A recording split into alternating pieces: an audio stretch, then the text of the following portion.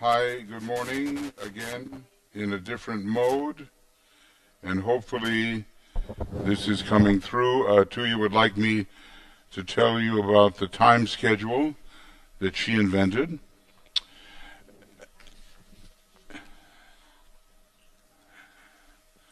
Okay, so I'm trying to just get this all together. This morning we will be discussing lightly initiations 4 to 7, and that starts now, and also continues in the afternoon. I don't think, goodness, the chart reading, I'm not sure what we'll do about that, but we'll read everybody's chart for okay, anyway, we have some work to do on the general ideas behind the 4th through 7th initiations. And now let's see, is anybody translating for Risto? Is he okay? Okay. Okay, good. I try to... Okay, very good, very good.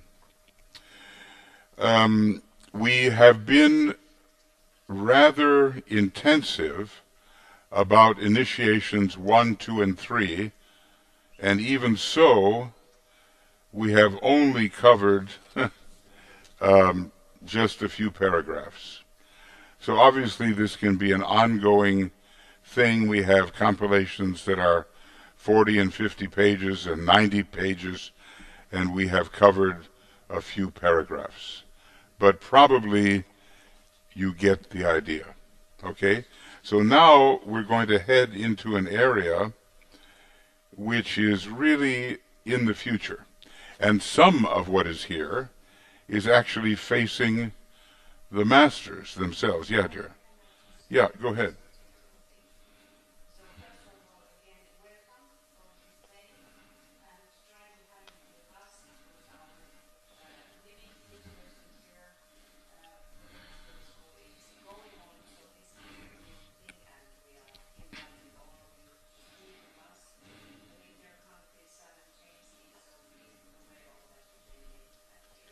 Yeah.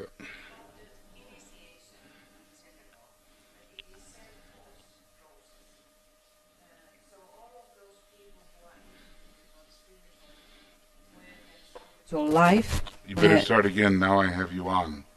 I'm sorry. I apologize. I was just saying so many wise things, and Michael puts Say them again. Michael just put me on now. So anyway, we are welcoming all of you to this day, this very important day of the full moon in Leo, and the Leo full moon, as we have been talking already, is one of the most important full moons for coming times for whole humanity, but nowadays it is certainly important for disciples to be aware of it.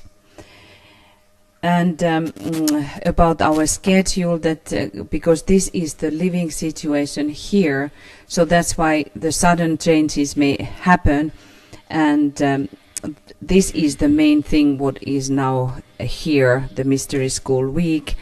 I'm sorry, Mystery Week of Blue Rose here.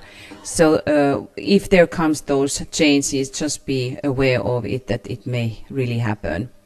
And we cannot give you any longer notice that it just appears on the screen. And about the initiations, the initiation is the self-forced process. All people who are interested about spiritual life and spiritual teaching, they are those people who have been deciding some millions of years ago to go through this process. It was given by hierarchy, this possibility for certain human beings to do that. And what is the reason is that in moon chain there has happened something which is called failure of the moon chain, but it was related to all kinds of things of the failure of our solar logos. And planet Venus is our altar ego or our soul, considering the earth, and we should be on the same level than Venus. So when we are masters, the fifth degree initiates, only then we have reached the point where we should be. So that's why this process is hastened, speeded up on planet Earth, and that's why our hierarchy is working all the time, desperately trying reach us, and the full moons are those times when hierarchy is reaching us. We talk quite a lot, and if you think about whole teaching of Tibetan, one of these great things of his is teach us for the initiation, for the next step. Whatever is the past for us, have we gone through the first initiation? Do we head towards the second or third? Or to the first one? The whole humanity is heading towards the first one.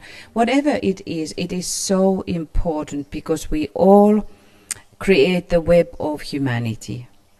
We belong to that web. You have been marked by the solar angel those millions of years ago that okay. And whatever is the mystery behind all of us, what was that thing that made us to evolve or made us to yearn the spiritual life, to yearn towards the fifth kingdom of the souls, the kingdom of God. And then little by little our consciousness was rising and awakening, and we started to think deeper and deeper. And these lives, when we are talking about particularly this life, when we have the time of the forerunners, the time is so important. It is for hierarchy, this testing time, to look how this group, who should be working now together, how this group is able to take the load of the hierarchy, to carry forth the weight of the light. That's why every single of us, we have our own different issues. We have to be very honest to ourselves. Okay, these are the things what must be changed. And we should not listen anybody who is there around us, because it is a fact that always there appears a choir, I call that choir, who is trying to smoothen your way. Oh, it is not so important. Don't worry. Well, again, there is enough time. There is, but there is a cycle which is now going through the whole planet, and we have to keep that cycle. Even hierarchy does not know how it is going. Master DK, who is teaching a lot of also other masters, disciples, is all the time emphasizing about that this what is on planet at the moment, what is upon humanity at the moment, every single disciple has to be doing the work for themselves, to be really looking what is the next step, what are the things for me, what I have to do. And these counter forces has to rise, because the more we approach, it is the law that counter force has to come. It is upon humanity now, we see it everywhere. We have horrible things when we think about the climate, these challenges. When we think about plant kingdom, we belong to one whole. If any other kingdom is suffering, it is us who is suffering. Animal kingdom has a lot of problems. So there are things for us to realize, and these 7 years that we are going through, remember this. We are ending this life. Let's say the majority of us, when we talk about these groups, we are older. How many years we still will have? 10, 20 years, 30 maybe, if we are very lucky. Some are younger. Yes, some are younger, which is very good. But when we think about these facts, we have to establish a point for us. We started from certain point when we started this incarnation. So somewhere we have to land and look this for yourself, the goal. What is the goal for you? Where you want to be when you live this life?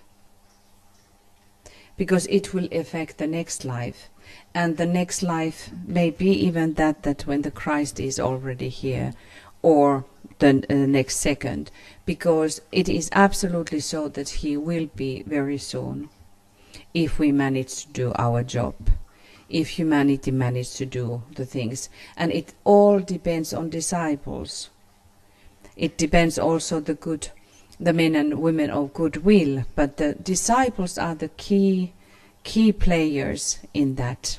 So that's why these impulses what are coming to you, the soul is sending. You make sure that you are listening, you are available for that, communicate with your soul, and then obey.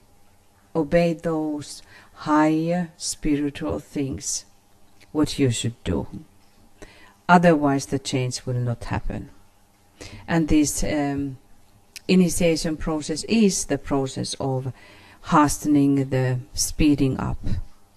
It's not the slow process. That's why it's more difficult, because average humanity is going the natural way. We evolve anyway. There is no worry about that. The plan will move forward even slower or faster. But if we realize that there is an opportunity now upon the whole humanity and upon the disciples, and in that sense for hierarchy too, we are able to now gain back some of the lost time. So that's that. Thank you, Tuija. Before you see a chart. It is the Tibetan's chart from whatever page, 817. It'll come up.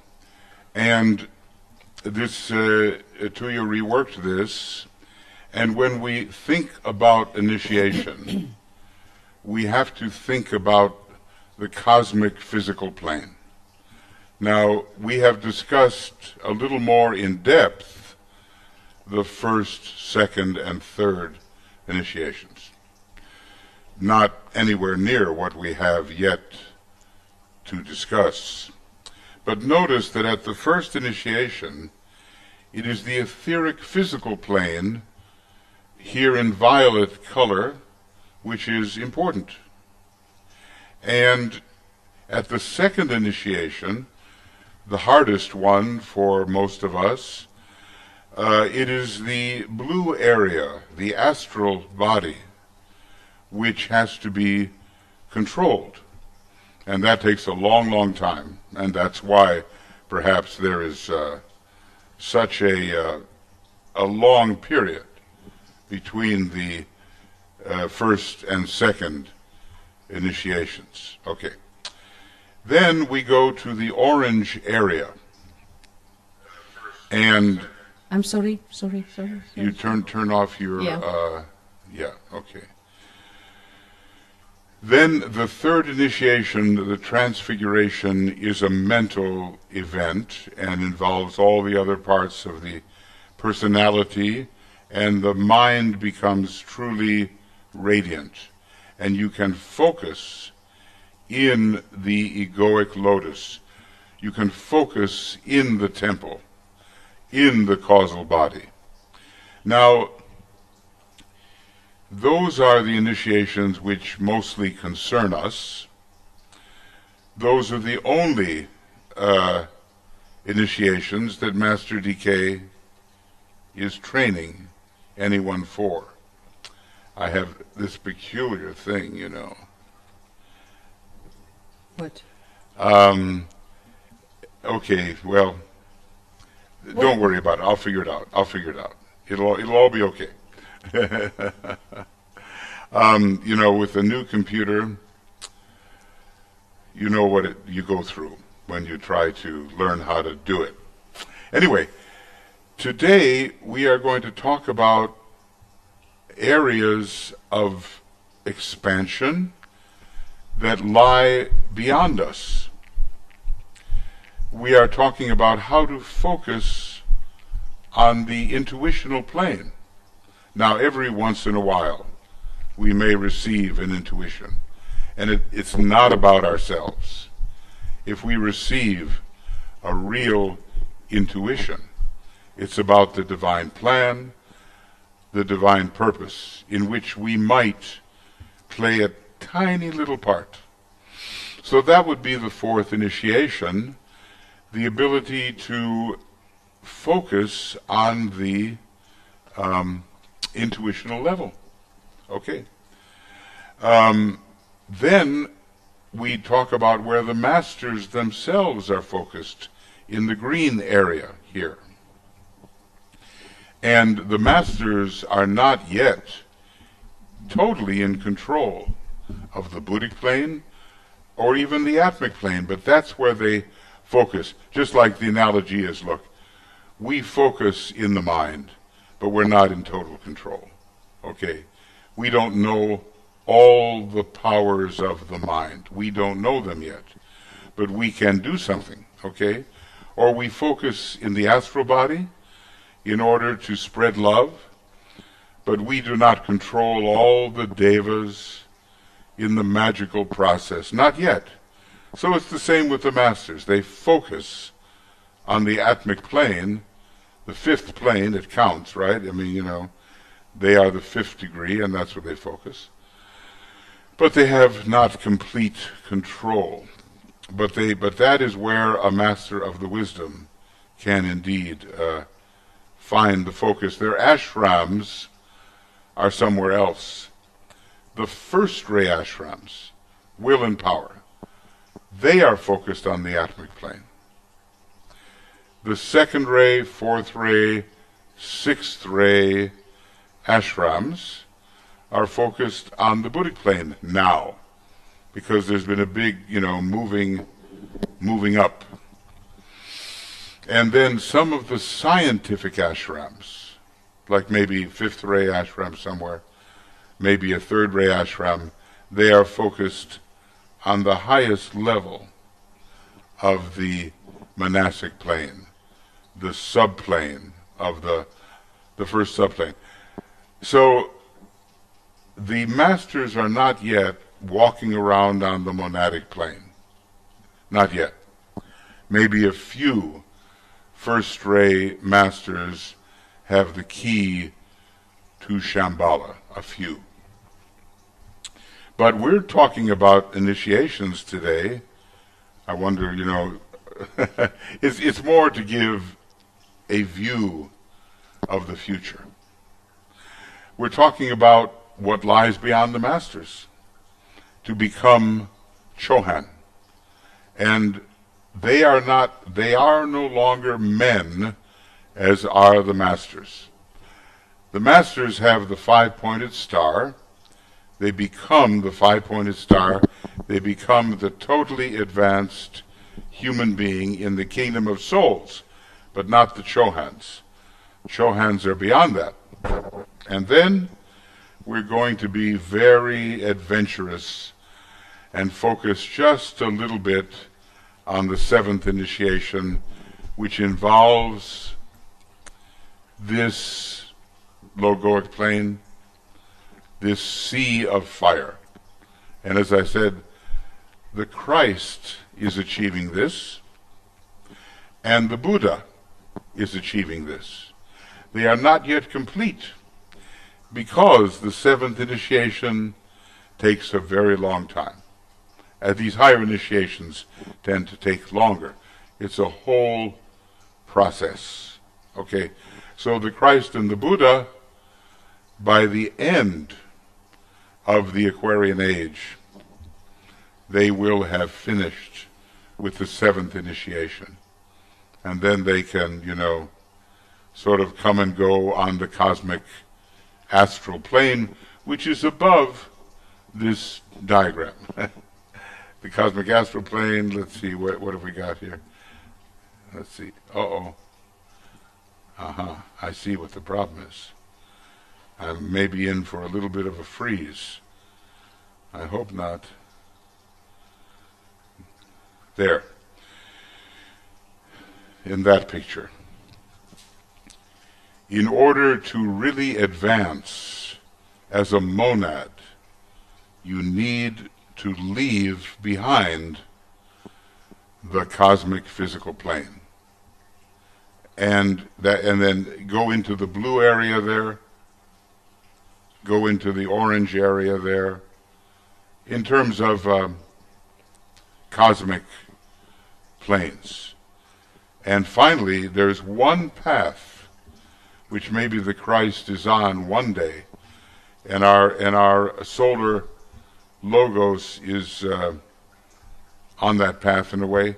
It's the path of the solar gods, the path of the solar logoi, and a few eventually may take that path and become a solar logos, and that goes to the cosmic Buddhic plane, the yellow area where you see those 7 triangles. So it's a tremendous destiny that lies ahead of us. You know, I was thinking to you that, do we have a fan? Are you afraid of a fan here? Because I was just wondering, I mean like a little fan for the floor. We have this big or something for the floor, yeah, which could just kind of blow the air a little. Let's see if we can get that going. Anyway, we have an amazing destiny ahead of us if we can follow correctly. How many times have we been through this already? How many universes have there been? You cannot number them. You cannot count them. So we do this over and over again, and there's been no beginning, and there will be no end. And that's hard for the mind to understand. How there can be no beginning. Doesn't everything have a beginning? Well, there's one thing that does not have a beginning, and that's what we are. And everything is. It has no beginning, because there's just nothing else than it. And that's an amazing thought, and Madame Blavatsky somehow gets into that in The Secret Doctrine a little bit.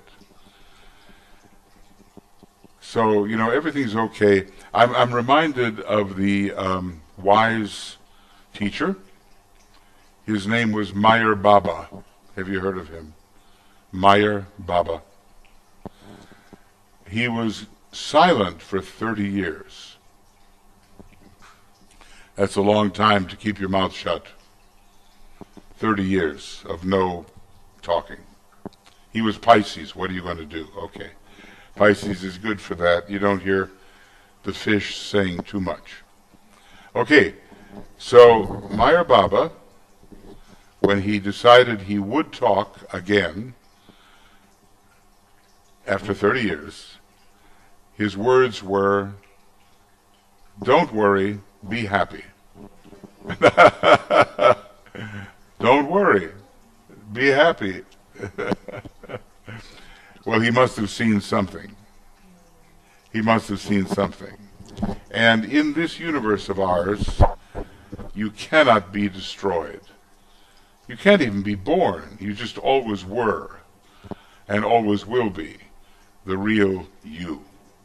So behind whatever we talk about in this drama that we call the universe, this play, this dance, this whatever it is, lies what we really are behind all this stuff.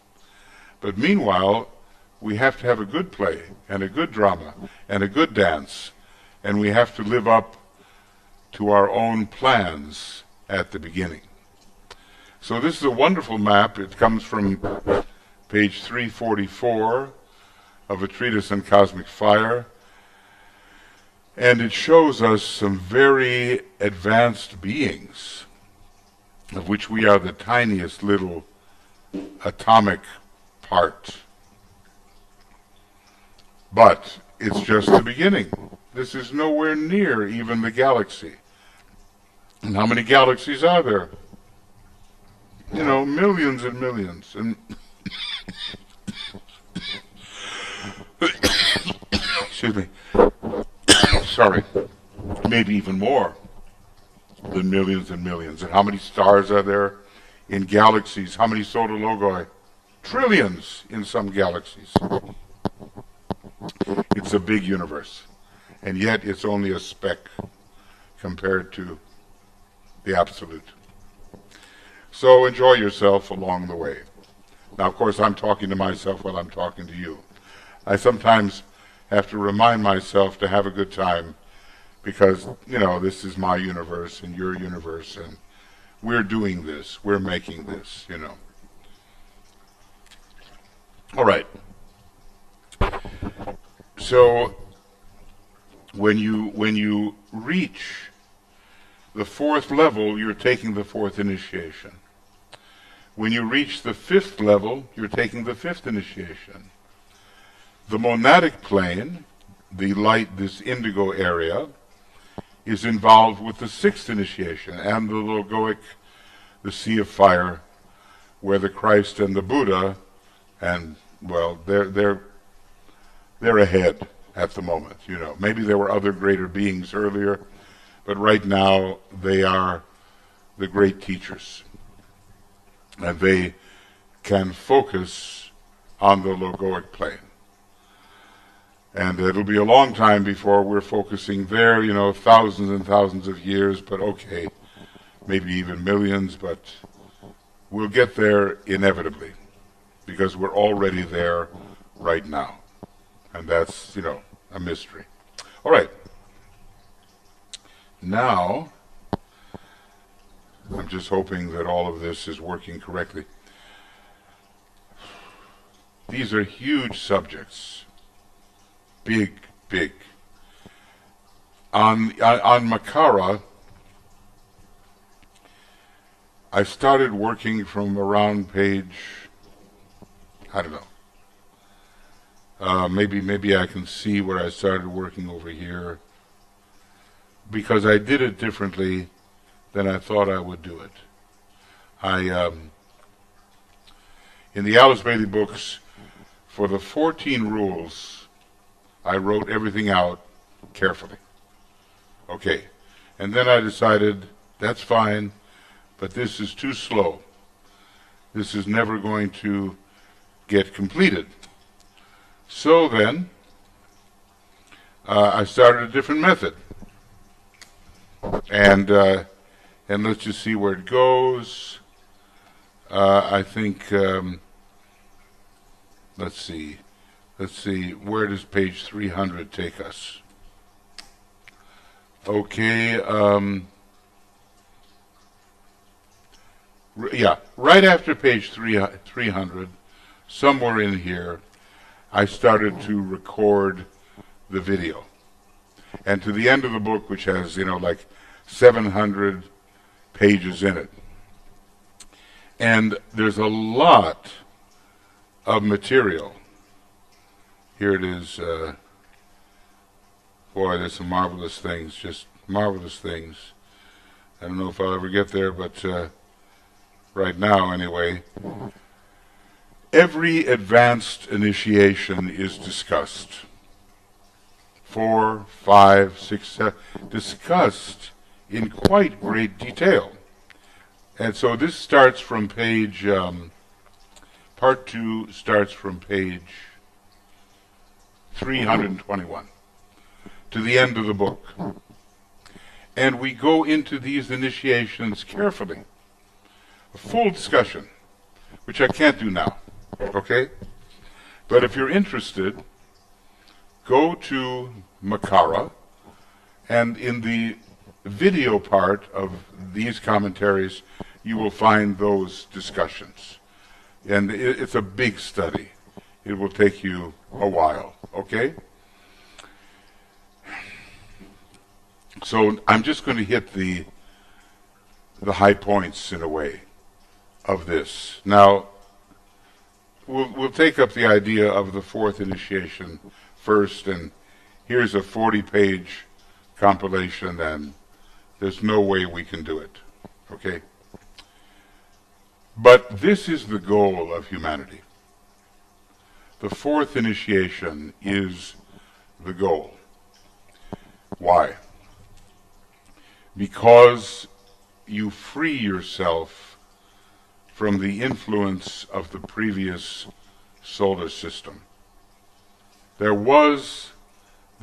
in the fifth solar system right now, but we're in the second major solar system. So our ray is ray 2. There have been a lot of solar systems before us. Our solar logos had different bodies. The solar system is a body. And now we're in the fifth solar system and the second major solar system. And in this solar system, our immediate goal, anyway, is to take the fourth initiation. Very difficult to take, we are told. And a lot of people, just because they are suffering a little and having a hard time, they think they are taking the fourth initiation. You know what I mean? But don't forget, to be a human being is many things, but it also means to suffer. Now, our planet has a nice name. I think I mentioned this before. This is the planet of releasing sorrow and purifying pain. Now that'll get you, right? I always remember PP, purifying pain, releasing sorrow and purifying pain.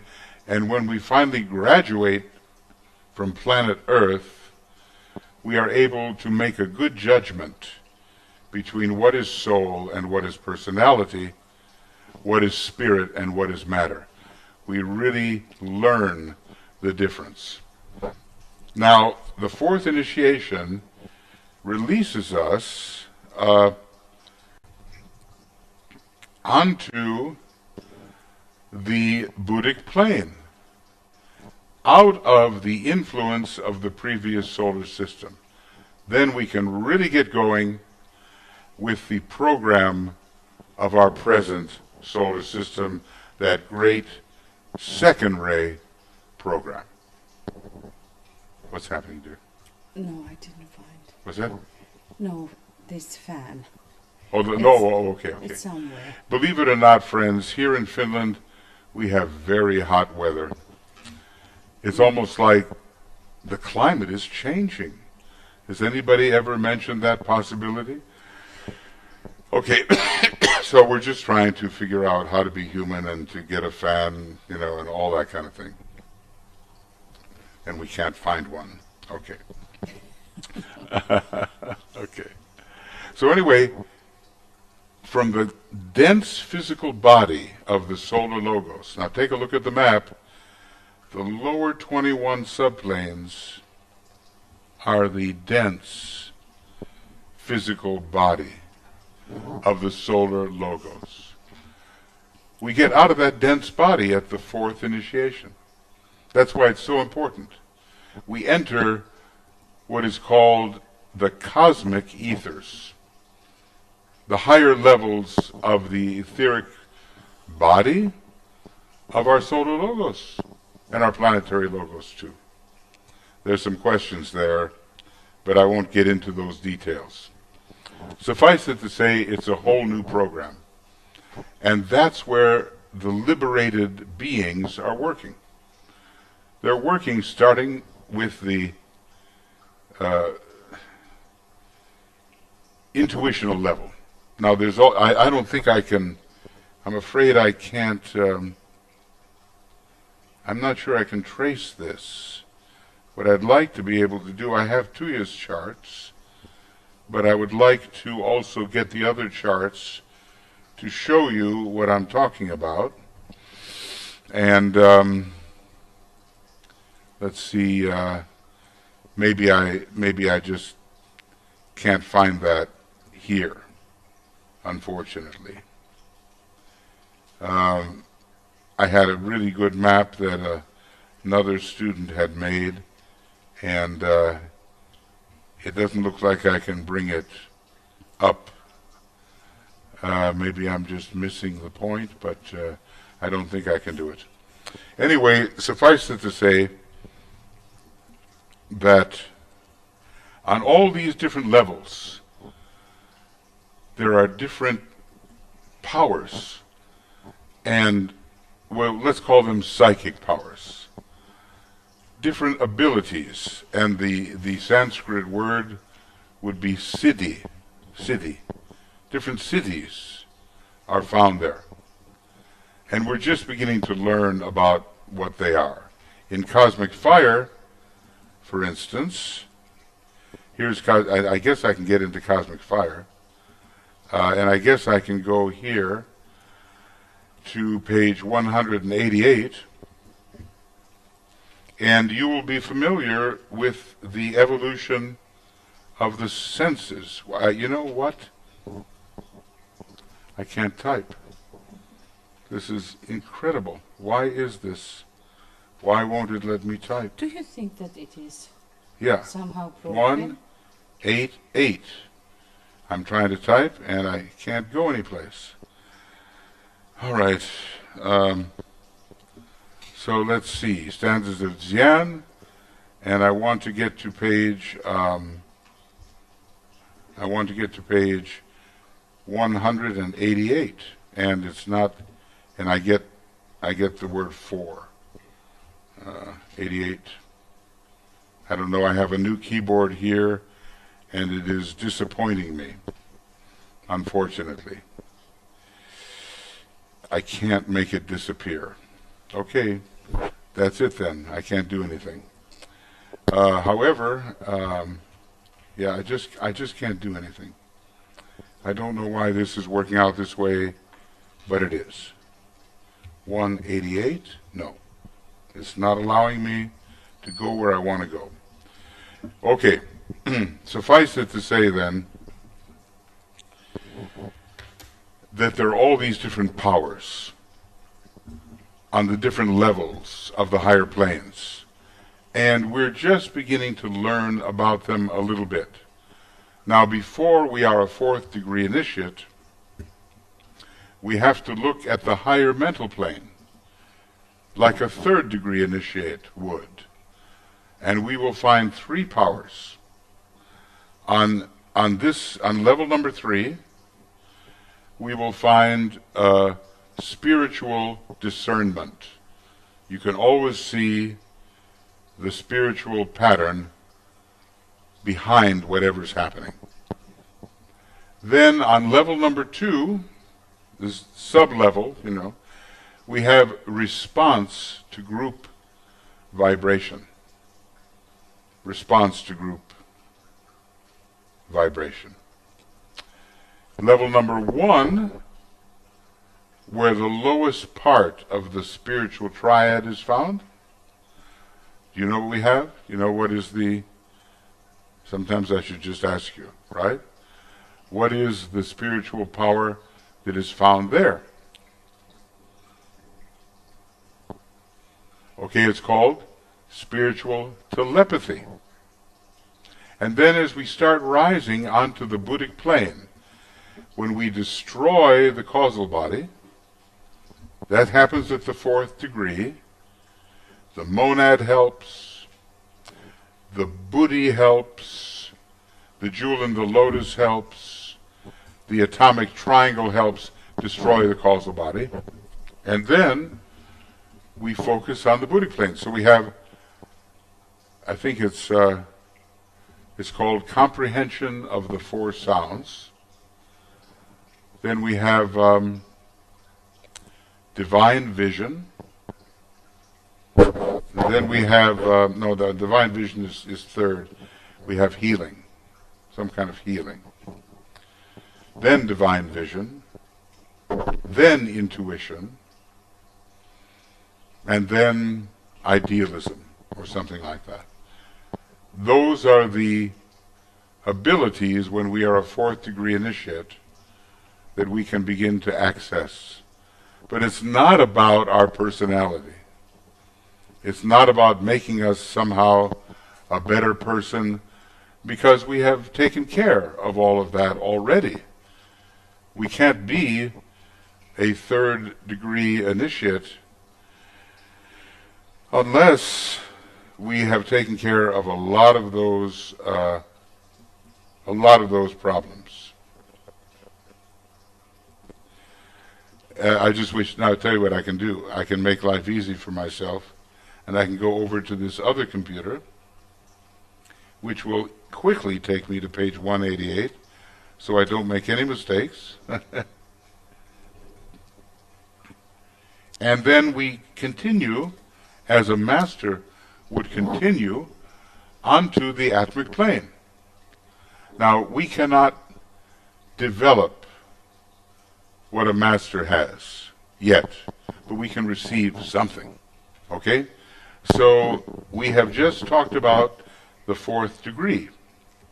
When you're going to the fifth degree, you will develop what's called, on the lowest level, beatitude. We have heard of Christ's Sermon on the Mount, speaking of the Beatitudes.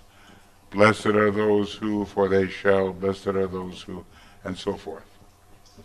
On level number 6, just above, active service. It's the higher correspondence to healing. Level number 5, it's the higher correspondence to divine vision. It's called realization. Realization. Level number 4, in the middle, it's the higher correspondence to intuition. It's called perfection on the atmic plane. And the master has that, and it's not universal perfection. It has to do with our globe, the local scene. And finally, the highest that we can reach, and the only one that is given, the highest power, is called all knowledge. Well, it's not obviously all knowledge in the universe, but in our local sphere, it's all knowledge. So look, we're on our way, by building the Antakarana, into these higher worlds where the masters are focused. It's a struggle to take the fourth initiation because it has another name. The name, the Great Renunciation. And Master DK says, look, if you want to prepare for the giving up of what? Your whole personality, and more, the giving up of your entire causal body. That's quite a renunciation, because that was everything, all your best, right? This was your treasure house. This was where you kept all your valuables, The nice thing about it is they all disappear, but they don't disappear. The essence of these things rises into the spiritual triad and are stored there. So, Master DK says, it's kind of funny, he's talking to a Libra man. Now, he's still a master, right? He's a master, and he's talking to a man whose sun sign is Libra. And, and it's just so... He says, I am remembering, my brother, falling in love, the greatest of all glamours. And I just have to laugh, because here he is in his spiritual triad, and he's remembering life events long, long ago when he was falling in love or whatever it was. Okay. So what I'm trying to say is that all of your memories are lifted up into the triad. And then eventually they're lifted up into the monad, and you can see that in the graph, in the chart. So nothing is lost. But the limitations are lost. That's what's lost. So we go through all these renunciations. How can I give up my personality? Do I dare to do it? How can I give up my causal body? But remember, whatever you give up, you get back many times. Okay? Do I dare to do it? Now, there's a story in the Bible, in the New Testament, about a disciple who was very accomplished disciple. And he's called the rich young man, right? Rich young man. He's an initiate of the third degree. And Christ says to him this horrible thing. Take all your possessions, sell them, and give the money to the poor, and follow me. Oh boy, that was a bad day for the rich young man. He couldn't do it. He couldn't do it because he was attached to his treasure house. But look, I can do this for people and I can do that. And basically, he was identified with his treasures. And he could not take that next step into the fourth initiation. Know, express, reveal, destroy. See, DK gives 5 words about initiation. Know, it can be connected with the first initiation. Express, the second initiation. Reveal, the third initiation. And destroy, the fourth initiation. And then finally resurrect, So, let's just say that it takes a lot of courage to be on the path, and it takes a lot of courage to pass through this fourth initiation. And we get a kind of warm-up practice. We get practice when we go through the second initiation. That's why so many people, I have friends, they were going through the fourth initiation, but really, probably, they were undergoing the emotional tests for the second initiation. That's the probability. And one very great example is in the books from this disciple, ISGL. Okay, so we have to keep things with a sense of proportion. We have to learn. Now, here's the key. How do you dare give up everything that you think is you? How do you dare to do that? Tuija, would you like to give us an example? Yes. I was just thinking about that, the more one is advancing and is going through different experiences in oneself and starting to learn really that this outer thing is, even though it is important, but it is something what will be given up. There is no other way. So I think one part of it is this growing demand and also growing yearning for that this what is outer, it just does not interest anymore. But then when we are in those real moments, these authentic moments when the thing could happen, do we dare to step into that unknown? And that is when I have been contemplating about, for some reason or another, the Gethsemane story from my childhood on has been so doing something to me. I don't know what it did, but I was always thinking with some kind of distress in my heart that the disciples were sleeping. Of course, when I was child, I couldn't think about that, okay, they are disciples and he is the master. No, I was just thinking about this unfairness of this, that the others are sleeping when the other one is tortured. And in that sense that having also, when thinking about my life, having those moments, what has been very drastic and not knowing what one should be doing. So just having those little perspective of those my own personal moments, that when we are in this authentic moment, when we really don't know what path to take, where we should be going, and yet there is this some kind of pain mixture with the joy of being connected, what is within, which is much more appealing than just the outer horrors. So in that pain, I have been thinking about that it is some afterwards, I mean, that it is so huge gift and privilege to have those things, because they make us very real. In those things we don't have any pride.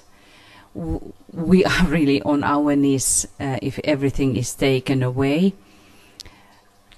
And I don't know, is that do I then dare to go forward? It is just that the life moves on and something will happen to you. And those things what are happening in our minds in those moments that we decide something, they are the authentic things. To which way we are then going? Do we then choose our soul way? Do we choose our personality way? More trying to protect ourselves. I think that in very real moments we don't have any idea about the daring or being brave. Yeah, Master Moria has a little book that's inside Agni Yoga, only 3 pages, and he calls it the Book of Daring. Right. And here's how you do it according to him. There's this, first of all, who do you think you are? See, this is the foundational thing. So in this little book of daring, he says about just a small disciple. And the least of these turned to the heavenly stars and said, "Hail, brothers." And in this salutation of daring, his ego vanished. Yeah, I think that is the key thing, that in those moments, where do our mind travel? Does it travel towards the God, or does it travel to our pity self? In other words, with what are we identified?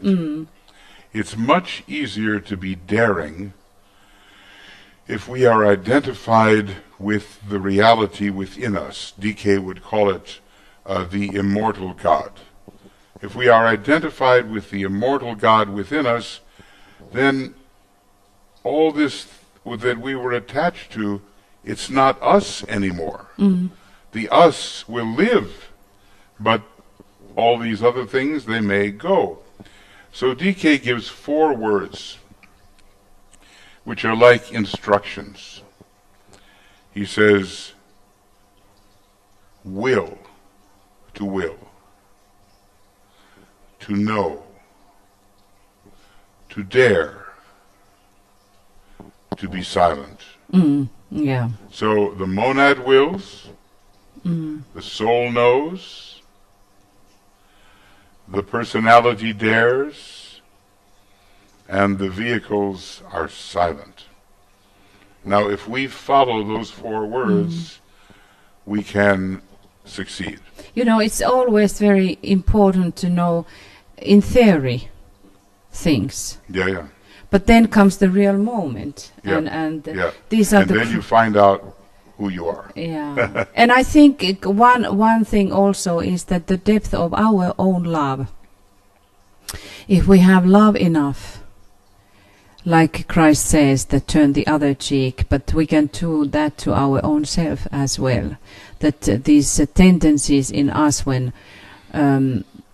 we want to somehow force our way or take our place. But if there is enough love in us, that helps to accept unchanging situations, because every one of us, we have those things that we just cannot change it, what is outer. Yeah. And that's St. Francis's prayer, isn't it? In Alcoholics Anonymous AA, what does he say? We have to have the wisdom, or I would say at least the courage to change the things we can, and the acquiescence to recognize what we cannot change, and the wisdom to know the difference. And when we can really change something, we go in, but part of wisdom is to know, wait a second. Like there are many healers, they've got to make the patient better just for their own ego. They've got to be successful. But maybe the soul says it's time for that patient to go. And the wisdom has to be there to discriminate. Is it time to go? Or can you stay? So we have to have that discernment, that discrimination, we might say, in all of these decisions. Now, I'll tell you what, I'm going to try to stick to the schedule. We have a 15-minute break, and then we continue with this particular work. Do you see how advanced Michael is? The whole week has made a difference in him. It's been Michael is following the schedule. Yes, you get me to follow the schedule. This is pretty good. And I'm only a few minutes late. So let's take 15 minutes. I'll do something here, and we'll come back and we'll continue to discuss just the slightest little bit. I mean, DK has these marvelous references, and there's no way we could spend a week on any one of them. Okay. All right, we'll take a little break. 15 minutes. Michael, can you make a big